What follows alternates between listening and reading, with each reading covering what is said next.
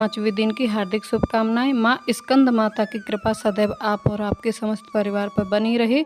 आज 26 सितंबर 2025 है और दिन है शुक्रवार का। आज शारदीय नवरात्रि का 5वां दिन है और नवरात्रि के 5वें दिन माँ भगवती दुर्गा के 5वें स्वरूप माँ स्कंद माता की हम पूजा करते हैं। तो वैसे तो नवरात्रि के 5वें दिन माँ स्कंद माता की पूजा ही की जाती है, लेकिन इस बार तृतीया तिथि 2 दिन होने की वजह से आज चतुर्थी तिथि यानी कि सूर्योदयकालीन चतुर्थी 26 सितंबर 2025 को सुबह 9:30 बजे तक व्याप्त रहेगी और इसके बाद पंचमी तिथि प्रारंभ हो जाएगी। तो पंचमी तिथि का प्रारंभ हो रहा है 26 सितंबर को सुबह 9:33 पर और पंचमी तिथि का समापन 26 सितंबर को होगा दोपहर में 12:04 पर। तो ऐसे में बहुत सारे भक्तों के मन में इस प्रकार के प्रश्न उठते हैं कि हम 26 सितंबर को, क्योंकि सूर्योदय काल में चतुर्थी तिथि है, तो क्या हम कुष्मांडा माता की पूजा करें जो कि माँ दुर्गा का चौथा स्वरूप है, या फिर स्कंद माता की पूजा करें जो कि दिन के अनुसार 5वें दिन की पूजा की जाती है। तो देखिए, इसमें किसी भी प्रकार का कोई संशय नहीं है। अगर आपने 2 दिन तृतीया तिथि पर माता चंद्रघंटा की पूजा की है तो आप फिर आज कुष्मांडा माता का पूजन करेंगे और फिर 27 सितंबर को माता स्कंद माता की पूजा करेंगे, ठीक है। लेकिन अगर आपने 25 सितंबर को माता कुष्मांडा की पूजा की है तो फिर 26 सितंबर को शुक्रवार के दिन माता स्कंद माता की पूजा हम करेंगे, ठीक है। मतलब जिस प्रकार से पूजा का क्रम आपका चल रहा है उसी प्रकार से क्रमबद्ध तरीके से पूजा आपको करना है।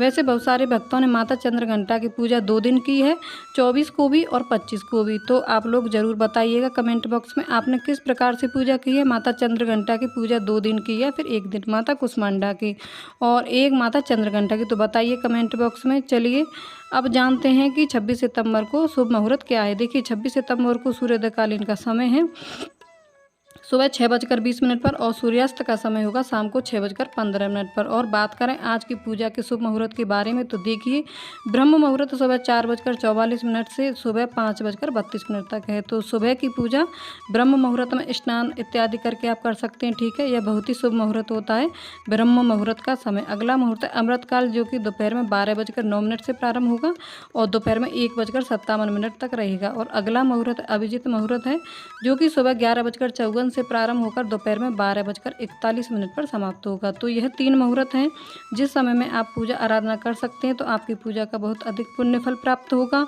इसके अलावा 26 सितंबर को एक बहुत ही श्रेष्ठ और शुभ मुहूर्त आपको प्राप्त हो रहा है सर्वार्थ सिद्धि योग का। सर्वार्थ सिद्धि योग आप सभी जानते हैं, इस समय में कोई भी हम शुभ कार्य करते हैं तो उसमें हमें सिद्धि मिलती है, सफलता मिलती है। तो मंत्र जप करते हैं या पूजा पाठ कर रहे हैं, कोई भी उपाय कर रहे हैं, तो इस समय में अगर आप करते हैं तो आपके मंत्र का, आपकी पूजा का, आपके उपाय का बहुत अधिक पुण्य फल प्राप्त होगा। तो यह समय आपको प्राप्त